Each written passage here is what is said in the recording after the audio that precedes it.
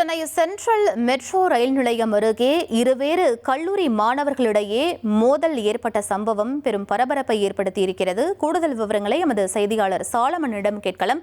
சாலமன், என்ன காரணம்? முழு விவரங்களை பதிவு பண்ணுங்க. சென்னை சென்ட்ரல் மெட்ரோ ரயில் நிலையம் அருகே இன்று காலை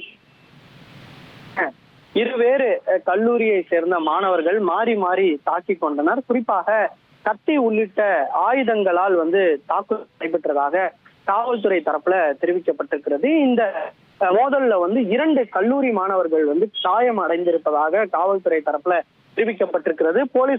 போலீசார் நடத்தப்பட்ட விசாரணையில இந்த சம்பவம் தொடர்பாக பச்சையப்பன் கல்லூரியை சேர்ந்த மாணவர்களான ஏம்ராஜ் மற்றும் அதே போன்று பொன்னேரியை சேர்ந்த நிதிஷ்குமார் பிஎஸ்சி 2ஆம் ஆண்டு படிக்கக்கூடிய 2 கல்லூரி மாணவர்கள் காயமடைந்திருப்பதாகவும் அவர்கள் மீது வெட்டு காயங்கள் அதிகப்படியாக இருப்பதாகவும் தரப்புல தெரிவிக்கப்பட்டிருக்கிறது. சுமார் அந்த பகுதியில 2 இந்த பச்சையப்பன் கல்லூரி வெட்டுப்பட்ட 2 பச்சையப்பன் கல்லூரி மாணவர்களும் அதே போன்று இன்னொரு கல்லூரியை சேர்ந்த சுமார் 15க்கும் மேற்பட்ட மாணவர்கள் ஒன்று சேர்ந்து சுமார் 6க்கும் மேற்பட்ட கத்திகளுடன் இவர்கள் மீது தாக்குதல் நடத்தியிருப்பதாகவும் காவல்துறை தரப்புல தெரிவிக்கப்பட்டிருக்கு. இந்த தாக்குதல்ல தான் 2 பச்சையப்பன் கல்லூரியை சேர்ந்த 2 மாணவர்கள் காயமுற்று தற்போது அவர்கள் ராஜீவ்காந்தி மருத்துவமனையில சிகிச்சை பெற்று வருவதாக தெரிவிக்கப்பட்டிருக்கிறது.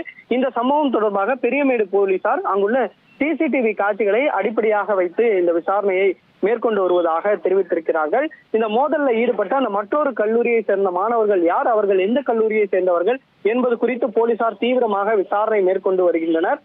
பட்ட பகல்ல அதுவும் அதிகமாக பொதுமக்கள் இருக்கக்கூடிய அந்த மெட்ரோ ரயில் நிலையம் வெளியே இது போன்ற 2 கல்லூரியை சேர்ந்த மாணவர்களும் மோதியதால் அங்கு இருக்கக்கூடிய பொதுமக்கள் மிகுந்த அச்சுறுத்தலுக்கு உள்ளாகி இருக்கிறார்கள். அவர்கள் பயந்து ஓடியதும் பதிவாகி இருப்பதாக காவல்துறை தெரிவிக்கப்பட்டிருக்கிறது. இந்த சம்பவம் தொடர்பாக பெரியமேடு போலீசார் விசாரணை மேற்கொண்டு வரக்கூடிய நிலையில இதனால அந்த பகுதியில சிறிது நேரம் பரபரப்பு நிலவியது.